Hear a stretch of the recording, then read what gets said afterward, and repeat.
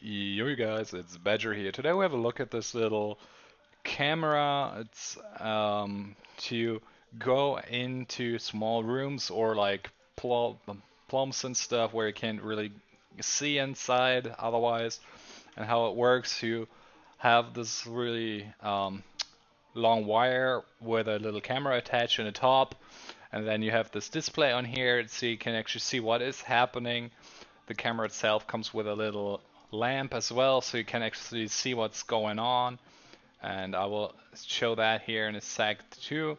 So it's gonna turn that thing on, and then it should be ready to be going. You got also a little flash drive, as you can see here, and there is the camera with the little lighting. So you can go in really deep. You can see the cable is really long, and then you actually see quite well what's happening around in that area where the camera is at. So yeah, not much to complain about here. Really straightforward, and you can actually have some adjustments here as well on those buttons and find out what's happening, can decrease the colors and stuff, and take a snapshot of that and save that as needed. Yeah, and that's kind of what this is all about. So until next time, you guys, my name is Badger, and I will see you around.